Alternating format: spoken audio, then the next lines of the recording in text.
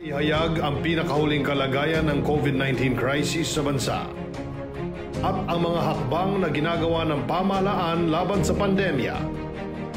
Mula sa Pangulo ng Republika ng Pilipinas, Mayor Rodrigo Duterte. Ito ang Talk to the People on COVID-19.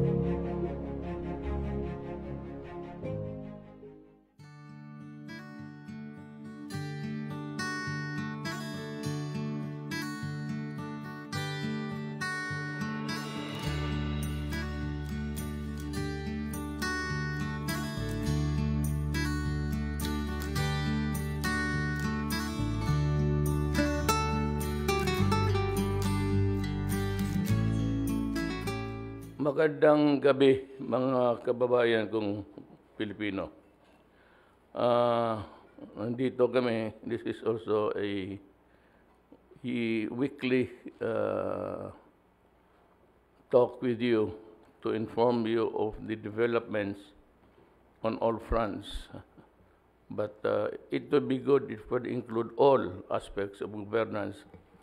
But this time, since we are only allotted a meager time, we have to adjust kasi sa PTB Fortan we cannot, just get the time that we need because there are other things that they have to attend to also. Though it's government, but ayaw natin just because it's government, susuluhin mo na lang. So there are programs to be aired, and it would explain why.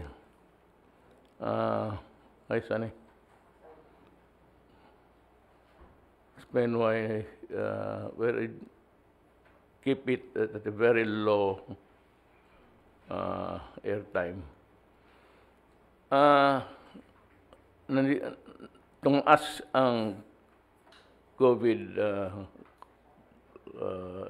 cases at meron ang mga expert, may alam sila kung bakit at paano nangyari.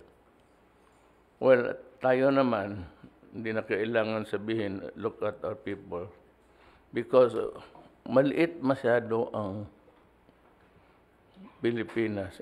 Metro Manila is really heavily laden with human beings. Kaya, for lack of space and because of the nature of our economy, we still have to have the new additional trains, the MRTs, the LRTs. But we are also working on an underground subway. But anyway, so much for that. I would like to call on the Secretary of Health to begin on telling us why and how and where and what.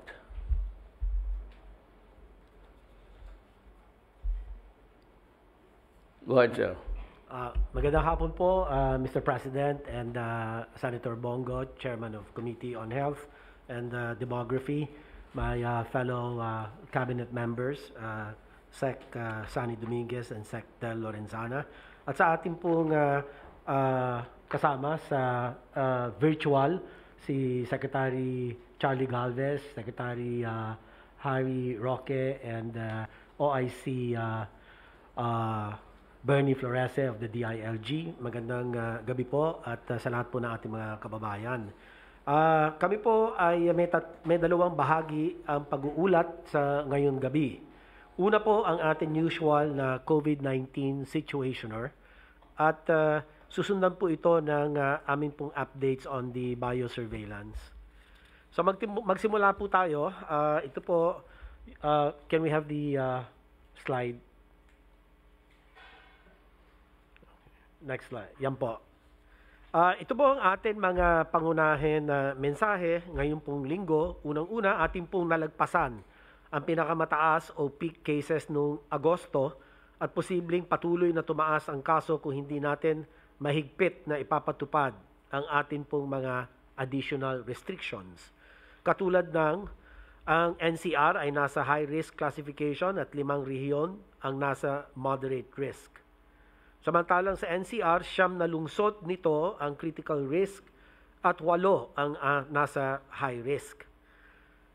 Pangalawa, kailangan natin itaas ang atin pong ospital at isolation capacity at patibayin ang atin pong sistema para po sa referral ng mga pasyente sa angkop na mga facilities. Halimbawa, ang atin mga close contacts, asymptomatics at mild cases ay dapat po nasa temporary treatment and monitoring facilities, kung tawagin TTMFs. Ang moderate, severe at critical cases naman po ay dapat nasa ospital. Kinakailangan din ang mahigpit na pagsunod sa minimum public health standards at ipagpaliban ang mga non-essential travel. Manatili sa bahay hanggat maaari at huwag munang ituloy ang mga lakad na di po essential o mahalaga. Ang pagsusuot ng mask kahit na nasa bahay kung ikaw ay may kasama. Siguraduhin ang maayos na ventilasyon o palitan ng hangin sa pamamagitan ng pagbubukas ng mga bintana. Panghuli, kumonsulta agad sa healthcare provider kung makakaranas po kayo ng sintomas o kaya'y maabisuhan na isa po kayong close contact. Ngayon, ika-22 ng Marso, sunod na slide po, may nadagdag na 8,019 na bagong kaso. Sa 8,019 na naidagdag sa ating mga kaso, kalahati or 4,103 ay mula sa NCR. 1,327 naman po ay sa Region 4A, ang susunod na pinakamataas, at ang 542 sa Region 3 at ang 2,047 sa mga natitira pong ibang mga rehiyon. Para naman po sa atin mga aktibong kaso, ang kabuang bilang ngayon araw ay nasa 80,970 o katumbas ay 12.05% ng atin mga kabuuan kaso. Ito po ay dumoble compared to 2 weeks ago na halos asa mga 6 to 7% lamang po. Sa kabilang dako naman po, ang ating recoveries ay umabot na sa 577,850 at ang ating recovery rate ay nasa 86.2%, habang ang bilang po ng mga pumanaw ay nasa 12,972 at ang ating case fatality rate ay bumaba po sa 1.93. Ito po ay bahagyang bumaba from about 2.1%. So, kahit na paano, maganda naman po na napapanatili natin, Mr. President, na mababa ang ating pong bilang ng mga pumanaw. Pero nakakalungkot pa din po dahil kapag may isang buhay na nawala, hindi po ito maibabalik. Ang CFR naman po, next slide please. Ayan na po. Okay. Nalagpasan na natin ang ating pinakamataas na naitalang kaso sa isang araw noong Agosto at ngayon araw umabot na, ito na nga sa 8,019 ang naitala at pinangangambahan natin ang pagtaas nito kung hindi natin mahigpit na susundin ang additional restrictions and minimum public health standards. Bilang tugon po rito, kami ay patuloy na nakikipag-ugnayan sa ating mga ospital sa pamumuno ng ating pong One Hospital Command Center upang masigurado na tayo po ay may sapat na bilang ng mga kamang pantugon sa ating mga kaso. Kami rin po ay nakikipag-ugnayan sa ating mga LGUs upang siguraduhin na sapat ang ating pong quarantine and isolation capacities sa bawat lokalidad. Sa tulong naman po ng ibang ahensya, ipapatupad natin ang additional restrictions nitong susunod na 2 linggo upang masugpo ang pagtaas po ng mga kaso.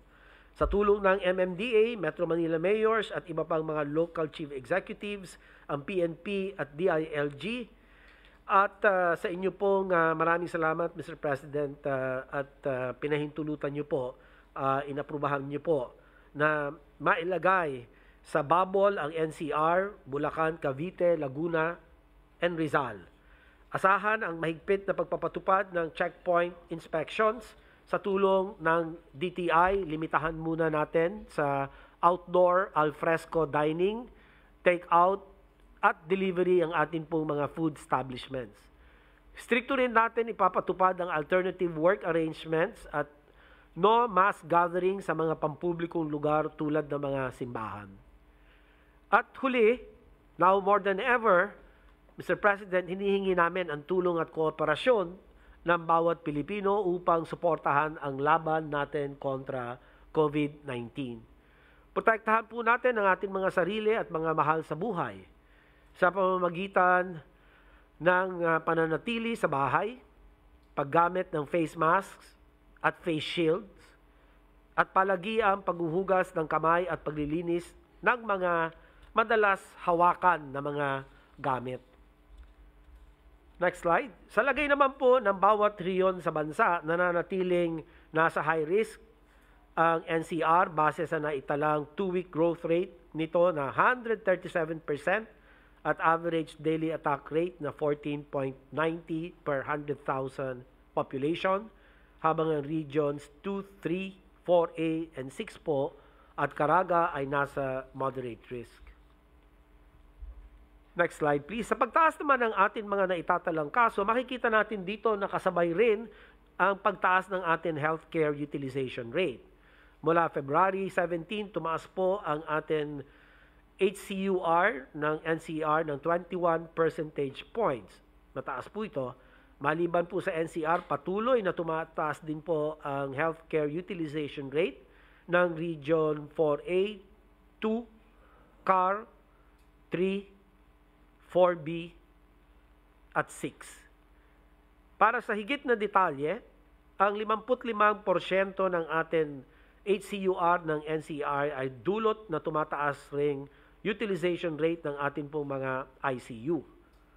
Ayon po sa pinakahuling datos, ito ay nasa 74% utilization rate.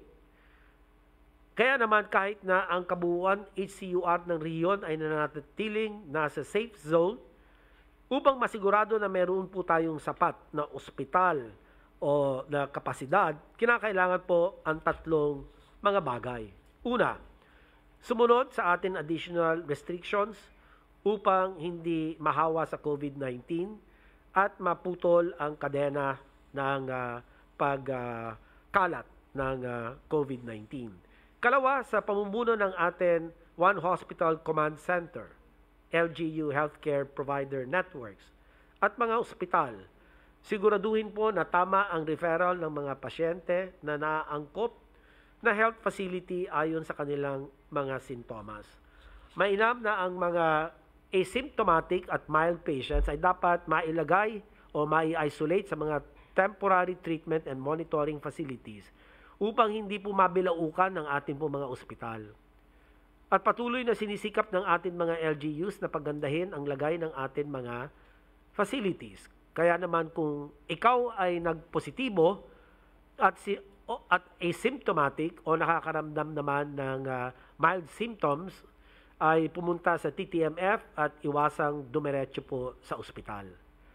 Ikatlo naman, uulitin at bibigyan diin ang kahalagahan ng pagsunod sa ating mga health system capacity standards or 30% dedicated beds sa mga pampublikong ospital at 20% para sa mga pribadong ospital upang hindi tayo maubusan ng mga kama para po sa mga malubhang sintomas ng COVID-19. Sunod na slide po, gayon din naman atin nakikita sa ating pong screen ang kasalukuyan pagtaas ng ating TTMF utilization rates. Sa NCR, nasa 64% na po ang utilization rate na tumaas ng 9% kumpara po noong nakaraang linggo. At inaasahan natin na ang mga lokal na pamahalaan ay patuloy na maglalaan ng mga kama na sasapat sa pangailangan ng mga COVID-19 patients sa kanila pong mga komunidad. Pwede rin pagpilian ng ating mga LGUs ang home quarantine, partikular sa mga pamilya, lahat ay close contact o kumpirmadong kaso at mga tahanan na pasok sa ating criteria para po sa home quarantine. Sa kabila naman, na nakita po natin pagtaas. Next slide, please. Sa kabila po na nakita ang pagtaas ng mga kaso nitong nakaraan mga araw, nananatiling pababa ang bilang ng mga pumanaw dahil sa COVID-19. Ang ating pong case fatality rate ay nasa 1.95%, mababa po kumpara sa global fatality rate na 2.21%. Ang akin naman pong pangalawang update, Ginoong Pangulo, ay ang patungkol naman sa biosurveillance updates. At dito po makikita natin na ang mga sumusunod, next slide please, sa 4,310 na samples, kung makikita po doon sa baba, ay sumailalim sa sequencing as of March 19. Nananatili po na ang Hong Kong variant ang pinaka karaniwan na lineage, equivalent to 23.5%. Nagpositibo naman sa UK variant ang 5% ng mga sample, habang nagpositibo sa South African variant ang 4% ng mga sample. Pareho po ito ay nakitaan sa NCR at saka din po sa CAR, at pati ang returning overseas Filipinos ay nakitaan din pong malaking bilang. Mayroon din tayong na-detect na isang sample na positibo po sa P1 or the Brazilian variant.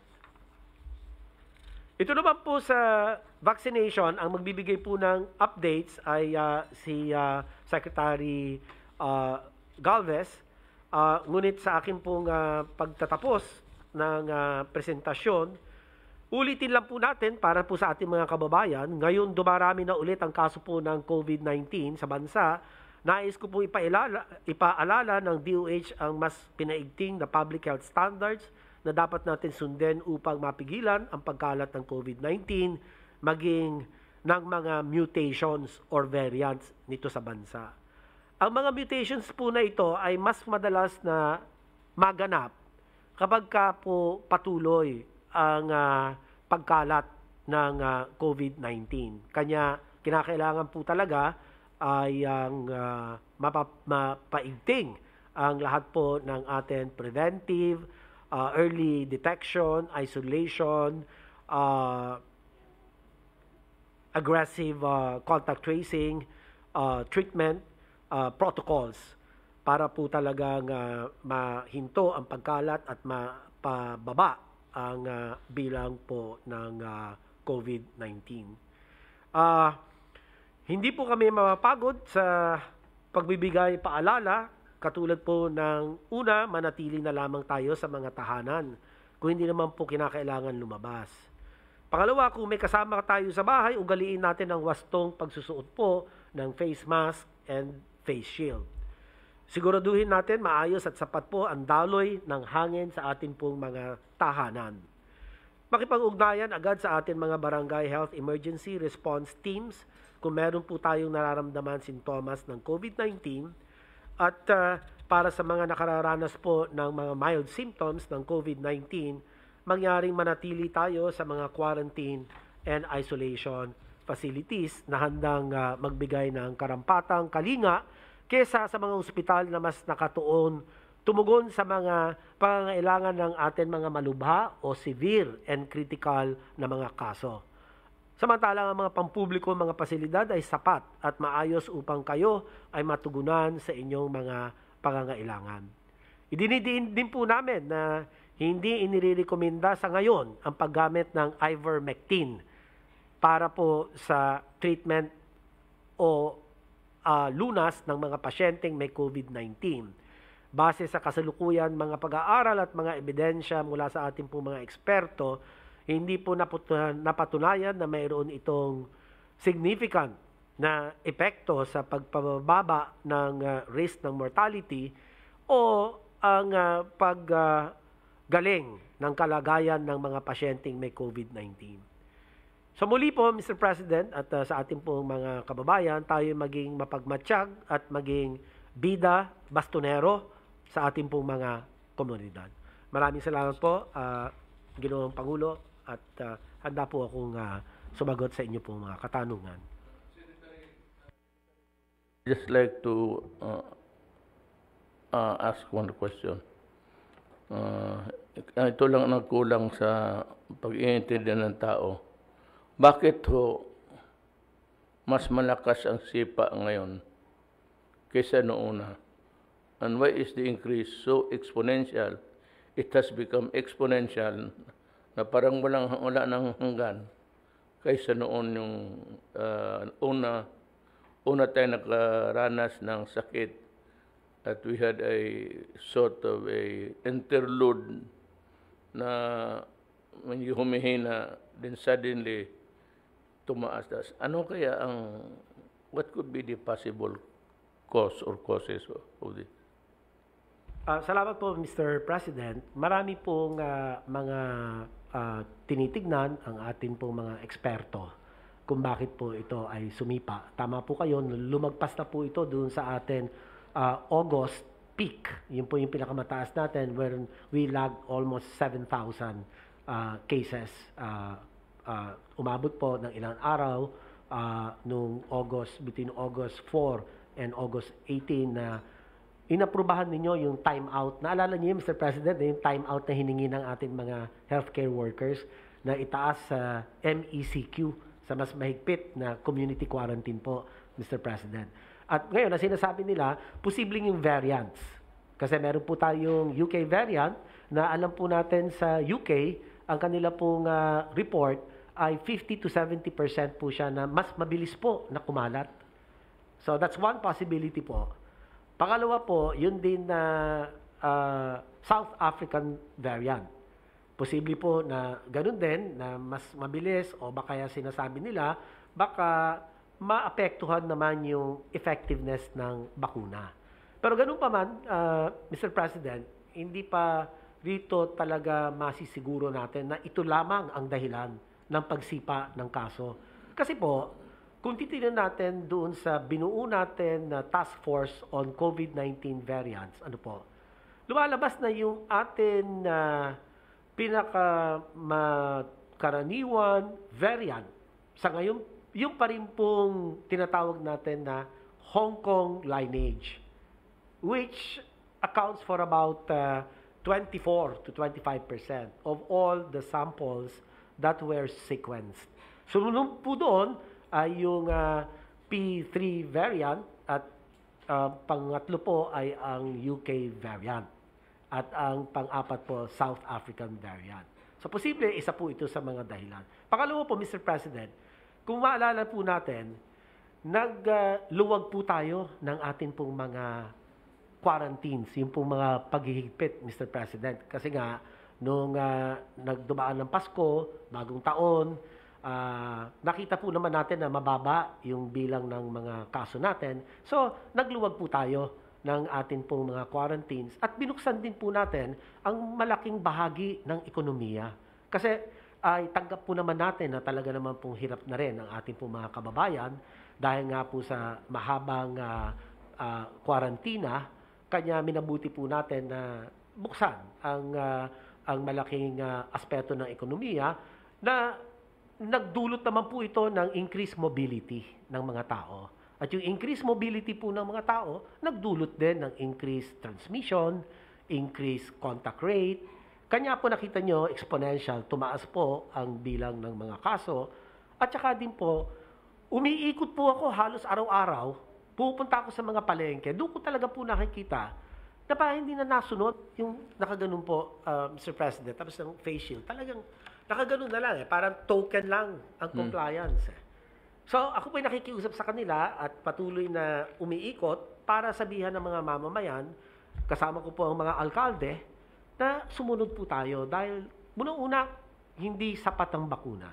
Kulang pa ho tayo, wala pa pong 1% ang dumating na bakuna. Kanya po ako nakikiusap sa ating po mga kababayan na hanggat sa maaari po ang face mask and face shield and physical distancing halos lampas 95% po ang protection nito. At habang wala pa po tayong sapat na bakuna, hindi po natin pwedeng isang tabi itong mga ito. Yan po ang pakiusap namin sa ating pong mga kababayan. So ito po ang mga ilan pong mga kadahilanan, Mr. President. Thank you. Next, we can hear from Secretary Galvez. Mr. President, Senator Bongo, my fellow cabinet members, sa ating po mga kababayan, ako po ay magre-report po ngayon sa update sa ating vaccine rollout.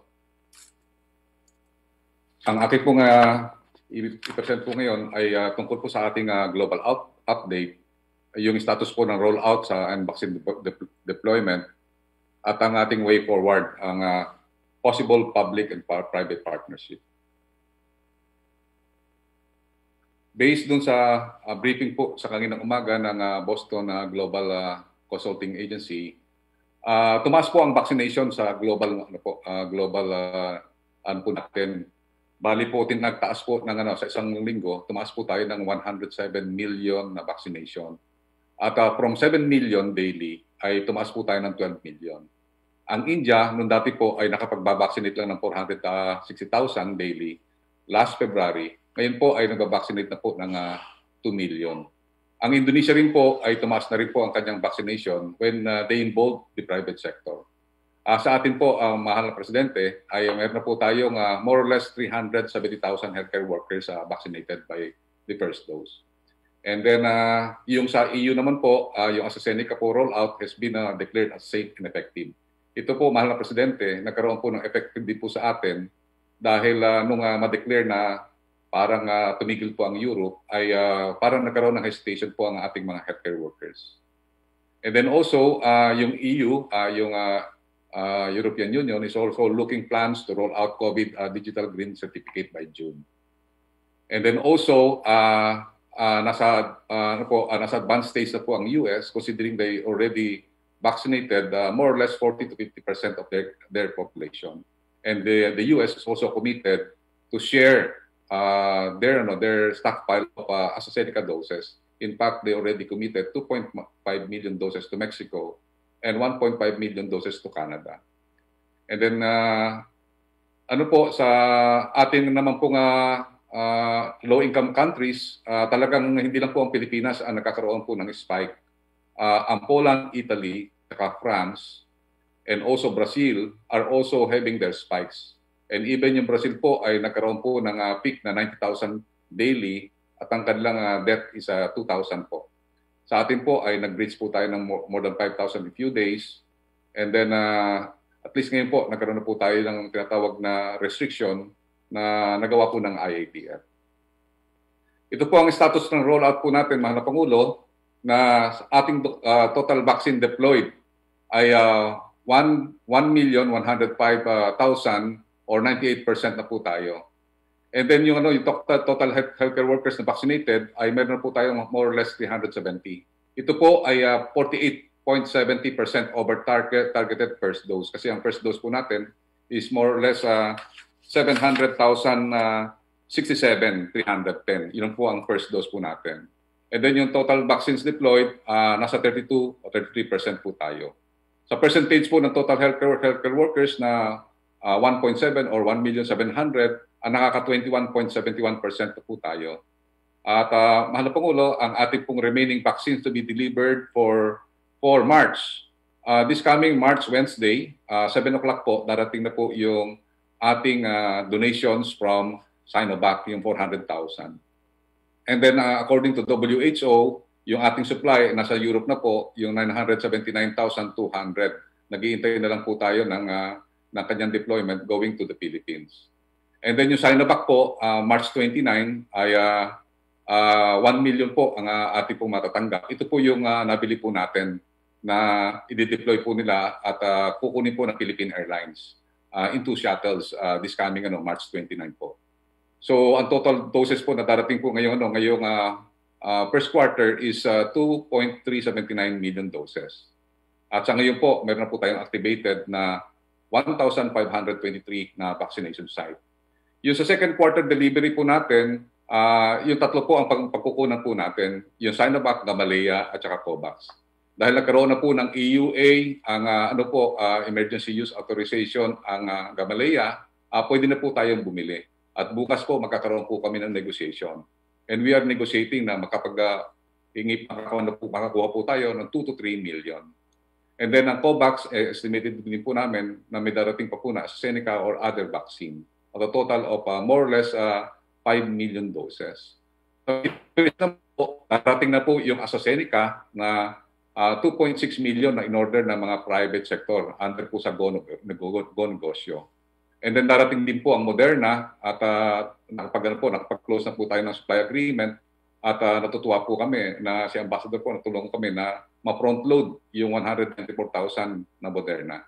Kasama rin po yung ibang po sa Gamaleya at saka Sinovac. So more or less magkakaroon po tayo ng 10 million sa May. And then deliveries naman po, magkakaroon tayo ng more or less 11.5 million doses. Meaning nagpapasalamat po kami sa Department of Finance kay Yusek Coben at saka kay Secretary Dominguez dahil po nagiging steady po yung yung mga commitment po natin sa ating mga manufacturer. At ang sa third quarter delivery naman po ay baka tumaas po ito ng 13.5 to 15 million. Wala pa po dito ang COVAX. And then sa August deliveries, dito po dadating po, mahal na Presidente, ang ating mga Mr. President, ang lahat po ng ating mga orders, most likely po dadating po ng August, September, October, November, December. So magkakaroon na po tayo ng steady supply during this period. So ang targeted vaccination po natin by April and May, hinahabol po namin na magkaroon po tayo ng 500,000 to 1 million per week. Sa ngayon po, medyo mabagal po tayo dahil kasi po ang ating binapakanahan ay mga healthcare workers at talagang ginagawa po natin, pinapace po natin talaga dahil kasi iniingatan po natin na may mabakante ang mga hospital lalo na po ngayon na umaangat po ang ating mga kaso. So, ang mga director po ng hospital, ang ginagawa nila 100 per day para po makalculate po nila yung mga adverse effect. And then by June and July, baka tumaas po yung ating inoculation katulad ng ginagawa po ng Indonesia at saka po ng US na initially sa unang first 2 months talagang medyo may kabagalan. Pero pagka once na nagkaroon na po tayo ng experience curve, tataas na po ang ating mga bilang.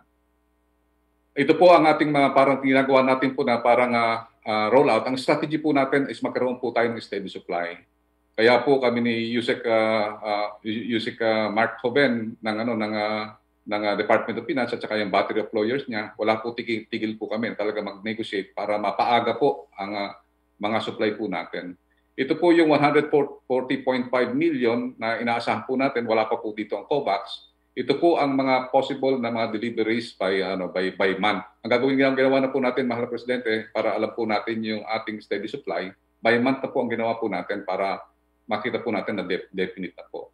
So ang ating strategy po, mag-scale up po tayo ng procurement with AstraZeneca, Moderna at saka Novavax.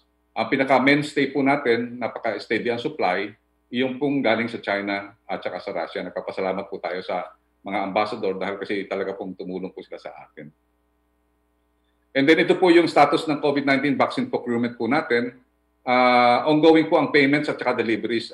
Tapos na po yung ating term sheet at saka po Sinovac supply agreement. So ongoing na lang po ngayon ang payments at saka deliveries kasi maganda po ang dito parang magkakaroon lang tayo ng purchase orders. Bibigyan lang tayo 15%. After 7 days, delivery na po. AstraZeneca po, ito po yung order ng mga private sector at saka LGU. Malapit na rin po itong dumating sa May. So nagpaplano na po kami ng mga private sector ni Joe Concepcion na magkaroon po ng supply agreement with the third-party provider. Ang Moderna po, napirmahan po namin last week. Meron po kami napirmahan na 13 million doses for government bilateral procurement at saka 7 million sa private sector through the courtesy of ICTSI kay Sir Enrique Razon.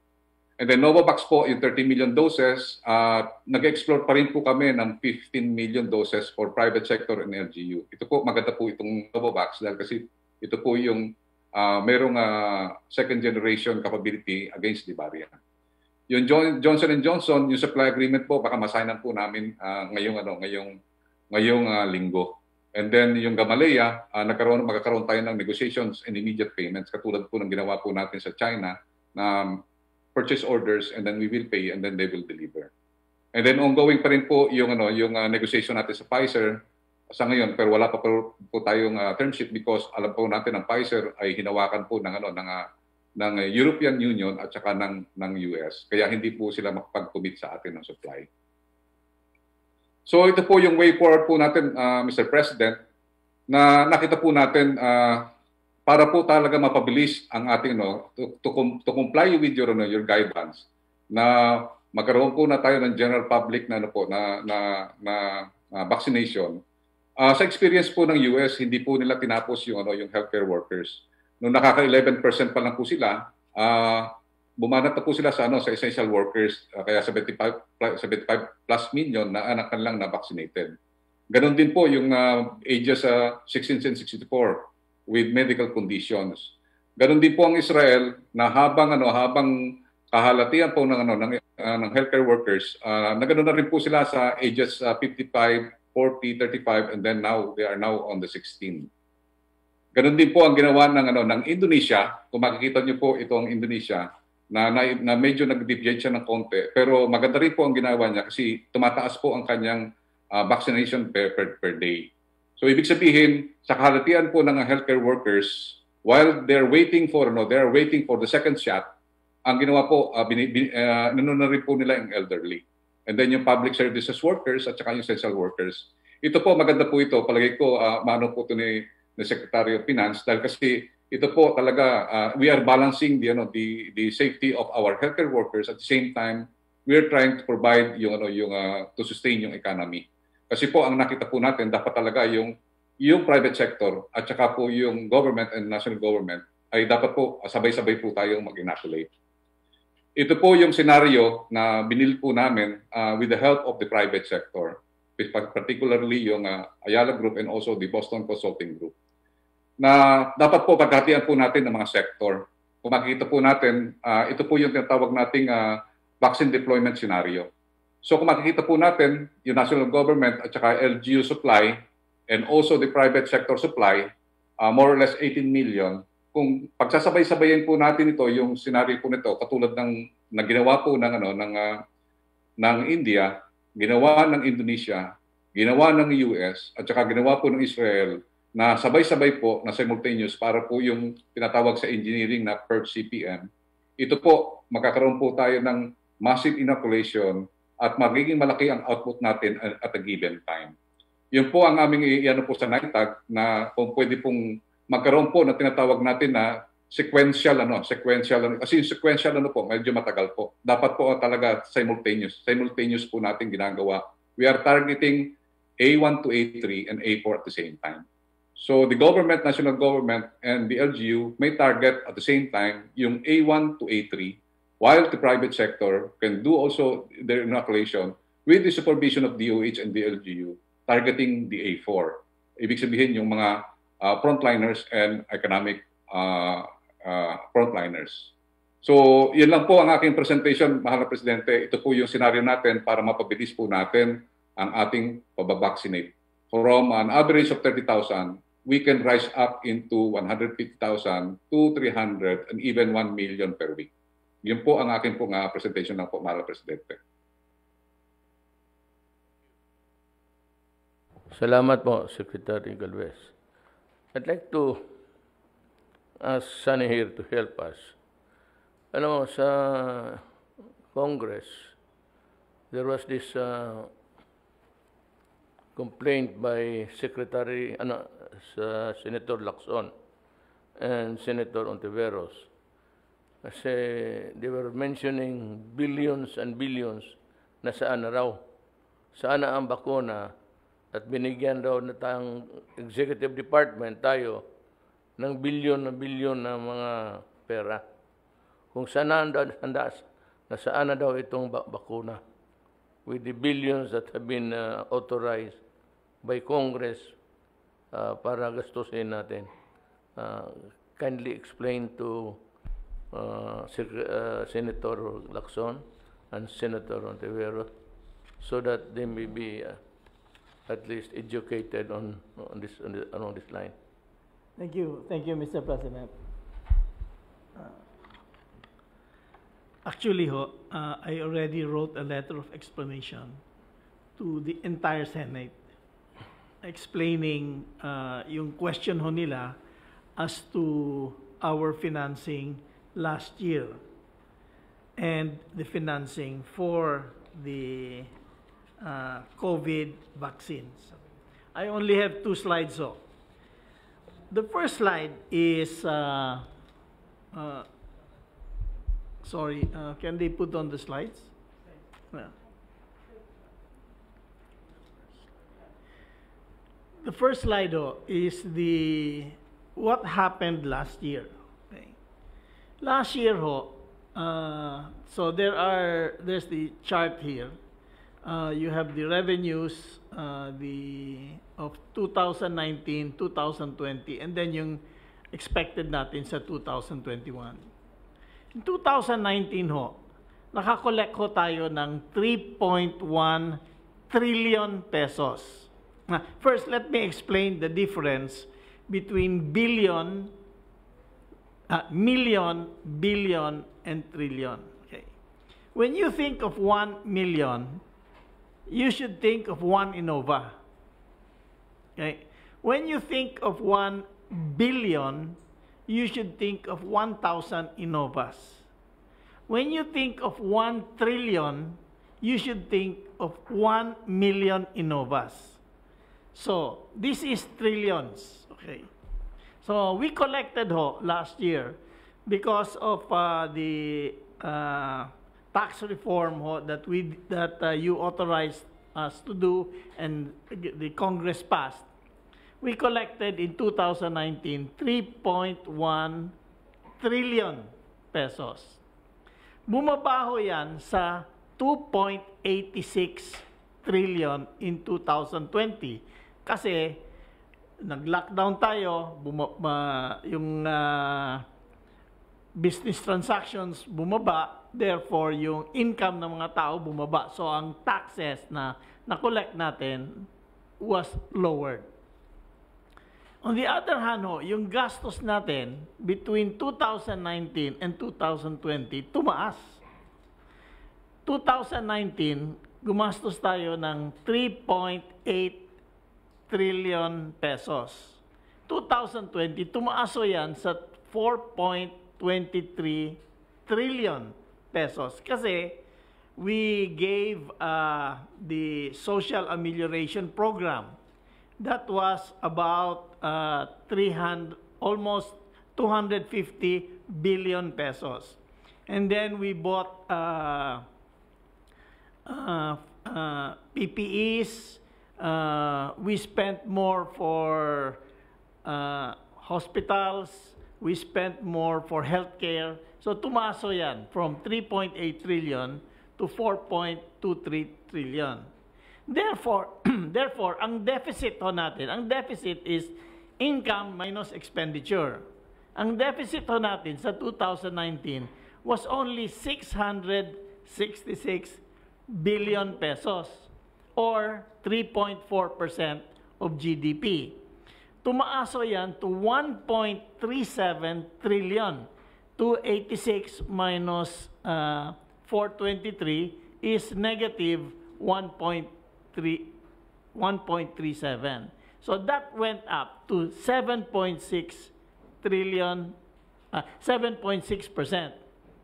Now, in 2019, we only borrowed 1 trillion pesos. However, sa 2020, we borrowed 2.7 trillion. The first part of the borrowings was to cover the deficit so that we could spend the 4.23. So, we borrowed 2.74 trillion. So, we borrowed more because, number one, more than the deficit, because we had more projects that we were still funding, like the build, the different bridges we were starting. So, we borrowed more. Plus, bumabaho yung interest rate in 2020. So, humiram tayo para bayaran yung old debt kasi mas mura na ang interest. So, therefore, at the end of 2019, our debt to GDP was only 39.6%. Now it's 54.5%. And that is caused mainly or solely by the COVID crisis. Sa 2021 ho, ang revenues natin will be more or less flat as compared to 2020. It's only 2.88 trillion. Our expenditures will be higher to 4.66 because we are spending more for healthcare, more for build, and salaries of government. So ang deficit ho natin is going to go up from 1.37 trillion to 1.78 trillion. So we will borrow this year around 3 trillion pesos. A little more than 2020. That is the plan. This is approved in the budget. Approved na yan sa budget na present natin. So, kung tatanungin tayo ng mga congressman at saka senators, this is really the base explanation of the financing we did last year. If they want a more detailed explanation, we can break down all of these numbers. Is that okay? Yeah. Oh. So, the reason is revenues went down because of the lockdown, less income, and our expenditures went up because of the COVID. So, we had to borrow more money. Okay. Yeah. Yes. Sani, ang ano lang nila is, can we give the people a simpler analogy of sana yung then the quoted an amount, sana yung billion for the vaccines. Okay, now, the next slide I have, this is explanation of what happened last year. Okay? So, gumawa rin ho tayo ng vaccine budget and financing. And we can put that up on the slides also. Now, these numbers are not trillion. These numbers are billion. Okay? 1,000 Innovas. Okay? Each billion. Okay? So, the total financing we have for the vaccines, logistics, and other supplies, including waste disposal, is 82.5 billion pesos. Saan po galing yan? DOH budget, 2.5 billion pesos. Bayanihan 2, yung extension, 10 billion pesos. So that subtotal of that is 12 and a half. So we also got financing from abroad. World Bank, 24.3 billion pesos. Asian Development Bank, 19.5 billion pesos. And Asian Infrastructure Investment Bank, 14.6 billion. The subtotal is 58.4. Yan ang loans natin. So, 58. Tapos, we have another line. We got some savings. Because remember, last year, nag-substitute tayo ng loan. Bumaba yung interest rate natin. Kasi our credit rating is very strong. So when we borrowed, the interest rate was lower. So we were able to save, and we also able to get additional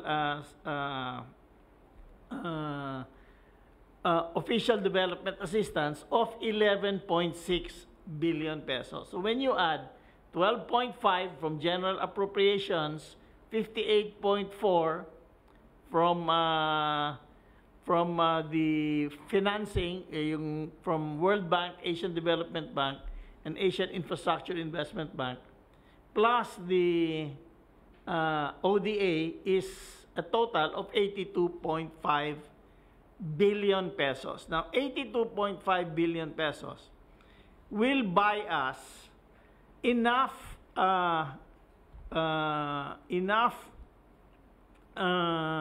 doses to inoculate 100% of our adult population. Kasi according to the Department of Health, hindi pa pwede inoculate yung mga bata. Di ba? 16 or 18 below, hindi pa pwede, di ba? Ang total population natin is around 110 million. Ang below 18 is 40 million. So 70 million lang to vaccinate. So that money, the 82 billion, plus the private sector and another 10 billion from the pesos from the LGUs will be able to vaccinate all the adults in the Philippines this year. This year. So, sana yung pera na bilyon-bilyon dyan, nasa kamay ba natin yan ngayon? Hindi po, nasa bangko pa. Kasi we did not withdraw yet. Kasi we will only withdraw when we pay. Yes. Because why should we hold the money? Kasi babayad tayo ng interest eh. So, mientras tanto na hindi pa na-deliver, hindi pa due ang payment, we'll keep it in the bank first. Well, also the reason... Pero itong 12.5 billion ho, nasa atin na yan. So the reason why I request you to explain this to them. Ang buong akala kasi nila, yung pera na bilyon na ibinigay nila sa Kongreso, nandiyan na sa kamay natin that it's called cash. At nasaan na yung pera. Sinasabi na natin time and again that the money is with the lending bank. Still. So we have not used any single centavo of it because as a matter of fact, about the vaccines that we are going to buy, pero donated ito lahat sa ngayon. Sa ngayon, donated pa. What is in our hands are the donated vaccines. The donated, I think 500,000 lang eh. 500,000 doses lang eh. Yeah, and the 400, you're referring to Sinovac, yes. China. Yes. Well, China gave us 500,000 free. Tapos, magdagdag sila ng 400,000 more. So that would make it 1 million. Yan, walang bayad yan. So, libre yan. Ngayon, itong dadating, day after tomorrow, is it... dadating na yung binabayaran natin, ay yung babayaran pala natin. Doon pa dapat sila magtanong kung nasaan na yung pera. And I am not really, ang pagkaakala ko sa commercial law ko, pag maghiram ka ng pera sa bangko, magbayad ka, it is not done by money. Kailangan po 5 truck dyan bago kakutin yung pera na yan. Yan po ay papel lang. And, if you are afraid of corruption, let your mind go easy because these things are not susceptible to anything. The money is in the hands of the bank and they collect yung nagpabili sa atin ng bakuna from the bank. Hindi sa atin na pumunta yan kay Sunny Dominguez na bubuksan niya yung drawer. Sabi niya, ito na yung pangbayad. Hindi ho. Ano lang yan, that's a commercial law namin. May konti akong alam. Puro papel yan. What would be forwarded to them and to their account or to their banks, it's only paperwork. Kaya sana magdandahan magbigay ng mga billion kasi people might really think na sa bagay, sinabi ko na sa iyo mga kababayan ko, kung maniwala kayo sa kanila, sige, bahala na, doon na kayo. Ang kayong maniwala kayo sa amin, sinabi na walang 5 centimos na hinahawakan po namin. It's the bank who will pay upon our advice na na-deliver na yung bakuna. Hindi tayo ang magpunta. Sila, through paperwork, tawag lang, the transaction has been that the buy and sell tapos na at kukunin mo yung pera sa bangko. Kung hindi pa ho ninyo maintindihan yan, I really do not know how. Wala ho dito, basta bangko-bangko, especially the World Bank. I know that, sabihin nila, hindi naman kami nag-ano ng corruption. So, but when you try to ask us to explain where is the vaccines because yung billions na inallow ninyo that you authorize to be spent, inutang pa po yun. Siguro tapos na tayo dito sa COVID. I think unless ikaw na sunod mag-explain niya kasi mabuti ang Tagalog mo next time. Are you okay now? Okay po. Kinukumpleto ko lang po yung 14-day quarantine at matatapos na rin naman po yung 14-day quarantine, pero okay po tayo.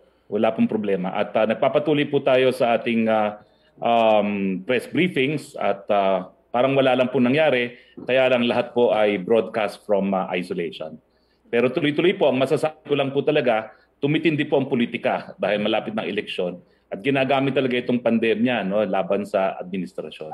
So kung meron pa pong konsyensiyang natitira yung mga nais manalo, na desperadong manalo, sana po tumulong na lang po sila magbigay ng solusyon dito sa problemang ito kaysa pinagsasamantalahan po ang pandemya para sa kanilang mga selfish political gains. Well, pero matindi po talaga.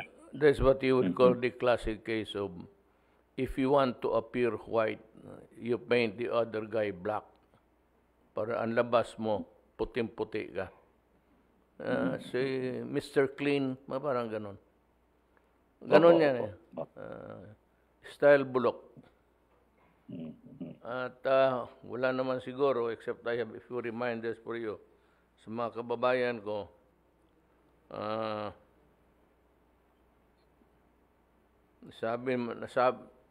nasabi naman yung areas where they are, nasabi na ninyo yung places, okay na. So alam na ho ninyo kung anong hanggang saan kayo. Dito, the highest is the NCR. Alam mo kasi nanonood ako ng TV and every time COVID is being discussed, they play a certain footage of yun sa Divisoria. How can you... I was just trying to how can you control the people there? It's just a small place.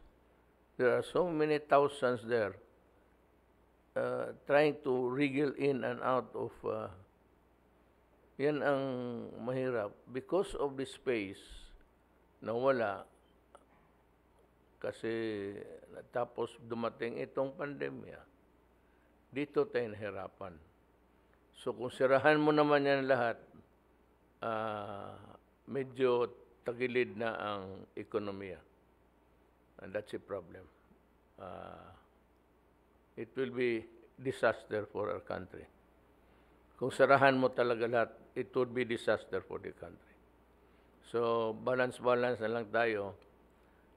Total maliit pa naman ito, small, not really small, but not so many are being affected. Hindi afflicted in the sense that your movement are being curtailed. And the curtailment of your free to travel is always subject to the power of the state to control the movement of its citizens, especially if there is a pandemic. The state has that kind of power, although hindi yan sa martial law.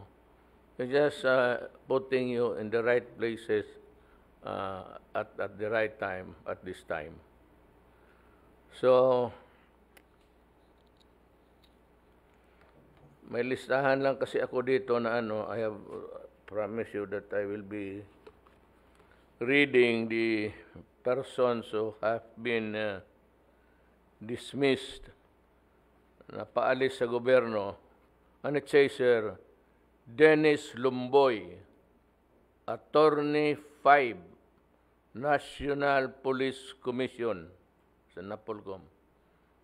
Grave misconduct for demanding bribe from a claimant to facilitate the processing of an application for death benefits claim pending in his office. Marami to. Hindi lang ito. Si mga sundalo, pahirapan. I don't know of some place, but dito sa amin noon, matagal na. Ang practice kasi, ang mga byuda, pupunta pa dito sa krami. I won't go if it's still being the practice now. But if it is still the practice, I'm ordering you to cut it now. Sabi ko, yung mga byuda ng pulis, pupunta pa dito, they go to Manila, spend money, stay here, not knowing where to stay, and not they go to the traffic bedlam just to reach Krami and to follow up this. Alam mo, kayo na yan. There should be an office that should take care of this. Preparado na yan. Pag sinong may notification na namatay, sa trabaho yan ng station commander to inform dito. Marami pang police to kasi Polcom cut the crap.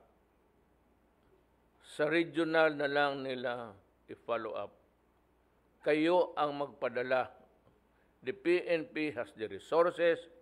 There are almost a lot of people there walking around. I don't know if they have work to do. But hindi ko na gusto I don't like the idea because it is susceptible to so many things. Kung maganda ang sa Davao noon, ganito yan. Yung byuda ng pulis na namatay, follow up dito. Eventually, pag uwi niya, buntis siya, kukunti na lang yung dala niya sa This is a disgrace to government, pati sa atin, pati sa ako. Nakakahiya kasi yan ganun. Gawin ninyo, doon na sa region ang magtatrabaho. Marami kayong trabahante.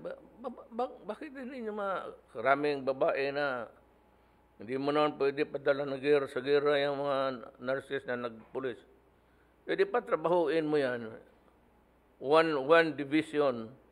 At yun lang nabi. At moment's notice na mayroon namatay, then they begin to process. And eventually, sila na nag-follow up.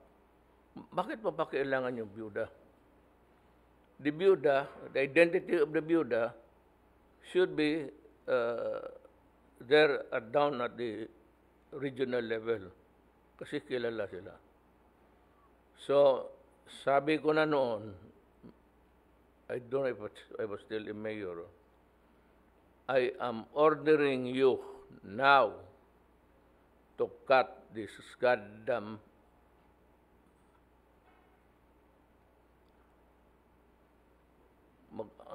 it takes about 2 months, 3 months.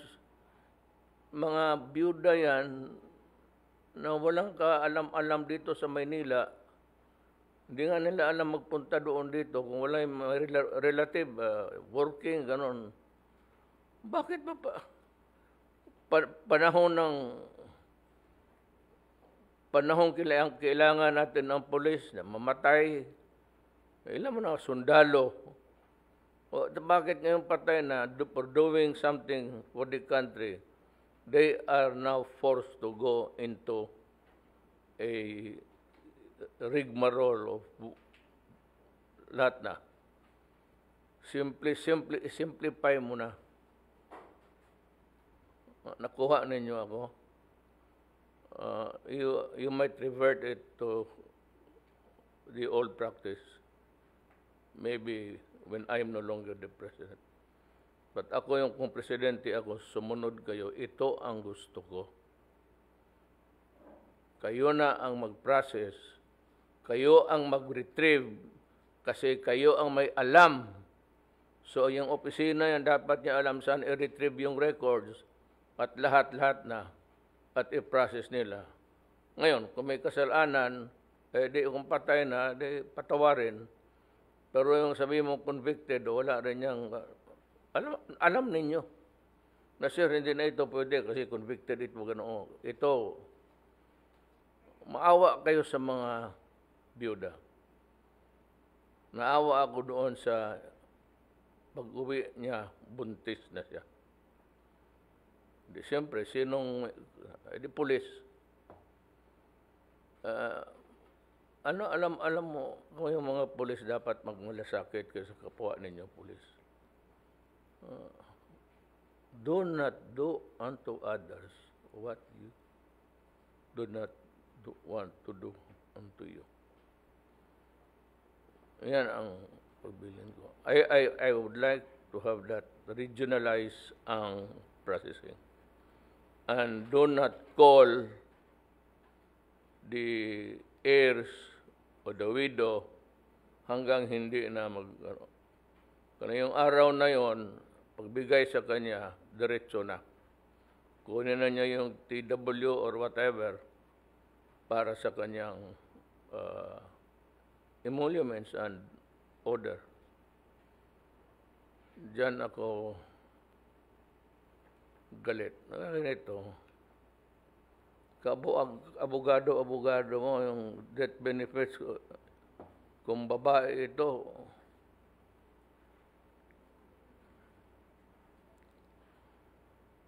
si Ralph Rigor Ramos, patrolman, Philippine National Police, grave misconduct and conduct unbecoming of a police officer for deceiving police recruits who failed in the PNP medical examination. Ang kanyang promise that they can join the police force in exchange for money. Tarantado to. Ba't ba ito naging pulis? Saan itong pulis na ito? Ito sana, yung ito dapat ang tinapon dyan sa Dimasiding Ali S. Socor Jr., Police Corporal, PNP, grave misconduct and conduct unbecoming of an officer. Babae siguro ito. May conduct Dito, babae na police, Mary Jean C. Railila.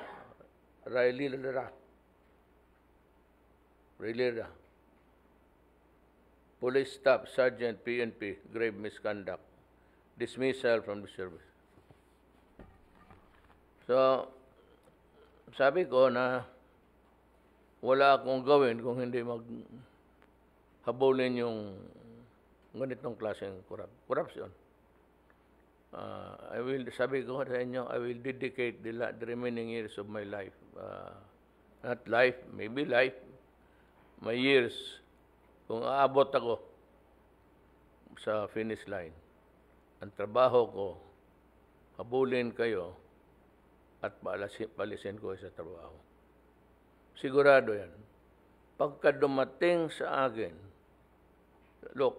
pagka dumating sa akin at totoo, magdasal ka na. Prepare, magbalot ka na, kasi papatanggal talaga kita. Ipapatanggal kita. I will reverse any ruling there. Kung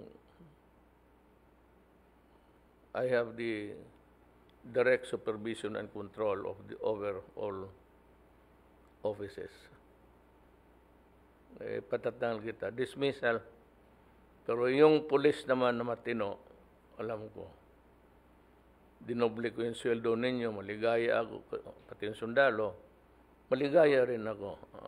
Nakikita ako na medyo komportable na kayo ng kunti. Ang iba nga, nakakabili ng sakyan. Yung mga dalaga. Sana wag naman ninyong public. Basta magdating sa akin, kay patrolman ka, kay bantay ka talaga. Undersecretaries, aplenty. Mga undersecretary, marami na yan. Maabot na siguro ng, sabi ko lang 500 meron. Kaya hindi ako sanay magharap ng media tapos pull my own chair there in front of the people. So that's it. It's either you follow the rules or you break the rules. Hanggang doon na lang tayo. There's an pahabol na it's on the complaint of the OFW, yung swab tests. It has come to my attention that the swab test results of OFW is 3 days delayed. Whatever is causing this delay must be addressed immediately. Hindi ko malaman ito kung pauwi ba sa probinsya pati hindi. Naunahan lang rin ako. Kasi noong una, pati yung taga-probinsya, hindi pwede makauwi sa kanila because of this lockdown and everything. No amount of lockdown no amount of police power can stop a Filipino citizen from going home. Lalo na pauwi. Saan mo patirahin yung saka yung swab, bilisan ninyo. Mr. President. Yes. Sir, yung 3 days delay na yan, nangyari yan last week nung yung mga Red Cross nagkaroon ng massive infection sa mga Red Cross. So tumigil sila. So sinalo ito ng mga government hospitals, and I think it's already back to normal ngayon yung pag-swab. Yung test ng Red Cross. Yung swab nung dumarating mayor na galing sa abroad, pagdating nila magsuswab muna sila. Nagkaroon ng aberya yung sa Red Cross because they are major swabber sila. So, ang nangyari niyan, tinransfer namin yung swabbing, nag-double time sila sa mga government hospitals, saka yung iba pang mga nagsaswab dito. Ito ba yung Dura? Ang Red Cross? Still, yung Dalamunan pa rin, saka Ilong Mayor. So, okay na yun ngayon, na-stabilize na ulit yung proseso. Okay. So, that's good.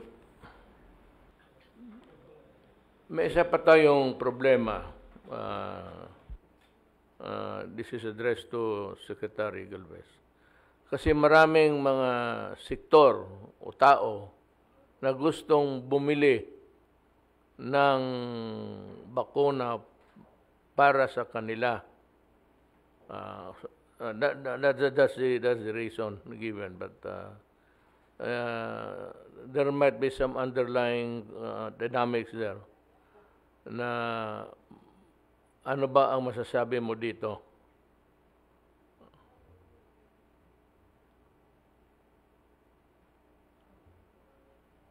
Walang audio. Can you repeat? Sir, Mr. President, ang po natin, ang policy po natin, pwede pong bumili ang private sector at saka LGU through the tripartite agreement po with the national government. Kasi po, sa ngayon po, dahil pandemic, wala pong commercialization ang mga vaccine. Kasi katulad po ito po ay emergency use authorization. meaning yung ano po, yung adverse effect at saka yung indemnification ay talagang sa gobyerno po ang mananagot po. So, pangalawa po, ang maganda rin po dito sa tripartite agreement ay nakaka-create po tayo ng malaking volume at naibababa po natin ang presyo. Ito po ay advantage po ng private sector at saka ng LGU dahil kasi po meron na po tayong nangyari na tatlong company because of the big volume that we had, naibaba po natin na napakababa po. Pangalawa po, sa ngayon, meron na pong 40 million na po na more or less nabibili ang LGU at ang ating private sector. So yung balita po na pinipigilan po natin yun, hindi po tama po yun. Dahil kasi nung last November, nagkaroon po tayo ng pirmahan ng 17 million sa AstraZeneca, 11 million sa LGU at saka 6 million po sa private sector. And then ngayon po, kahapon po, nung mga nakaraang araw, nagkaroon po kami ng pirmahan sa Moderna na 13 million po ang government, 7 million po ang sa private sector.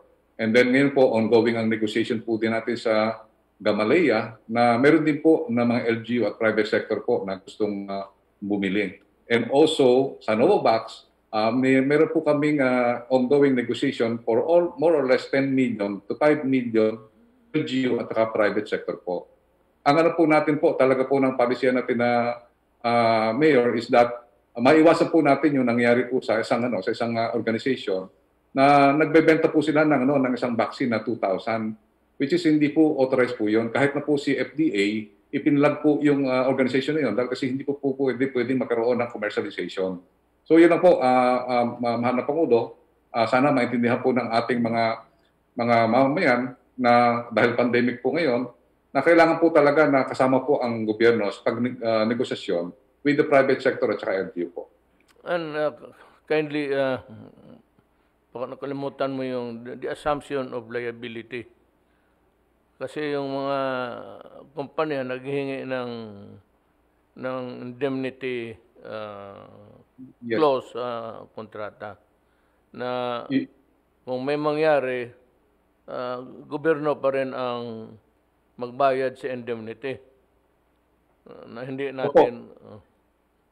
Opo, actually po yung ang pumipigil po minsan, hindi po kami ang manufacturer kasi ang manufacturer minsan natatakot po sila na divert po yung kanilang produkto at maging commercialized. Pangalawa po, yung indemnification po, sa lahat po ng kontrata, nakapirma po tayo ng indemnification clause. At saka humihingi po sila ng indemnification just in case magkaroon po ng adverse effect. Yung responsibility po na yon, hindi po natin pwedeng ma-delegate sa private sector or sa LGU. Talaga po yung national government ang pinanghahawakan po ng manufacturer na tayo po ang gusto nila na talagang yung kanilang produkto, considering that it's still under clinical trial, kung may magkaroon ng adverse effect, they will be immune of any liability or suit. So ang gobyerno po, nagot po. One is that the government cannot guarantee, much less give you an immune status na you are freed of any and all liability. Masyadong mataas na. I think we cannot even do that, even if we wanted to. Yung assumption ng liability for the stocks that are bought from the private sector. Sa kanila hindi pwede. Because in the first place, hindi atin yan. Ngayon kung nagkaletse-letse yan, mishandling, or for whatever reason, it is not effective as advertised, then they will go after against whom? Ang gusto ng mga manufacturers na ang gobyerno, ang private sector magbili, ang gobyerno ang mag-assume ng liability. Hindi ho pwede yung ganon. I do not think that may dyan, may malaking butas dyan, actually. Assumption of liability ng ganon. Sovereign liability. Cannot be. Hindi ho pwede. Kaya sabihin mo sila, sorry. Kasi sabi ni Rudy, hindi man talaga siya babayad. Because we are not allowed to sign any agreement to that effect. Na nandiyan nakalatag lahat that they are being or they are the buyers of such and such. Tapos nandoon yung payment, tapos nandoon yung indemnification na gobyerno magbayad. I do not think that it will be legal. Sabihin mo, it's illegal for us to do that. Ang makagawa lang yan is Congress. Wala nang iba. When you assume a liability, so you incur something which is not beyond your control. In the first place, sila yan. Sila mag-transport sila. Eh kung masira yan, apektado, mishandling, whatever, there's a host of reasons there. Pag nabasa ng yung abogado, hindi payag. As a lawyer, I think it's not possible. Hindi ko posible yan. Sasabihin nila, sorry. Gusto nila tayo magbili, tapos but then, kung tayo kasi ang bibili, for them, there's a question of, will this particular stock be also commingled with the others?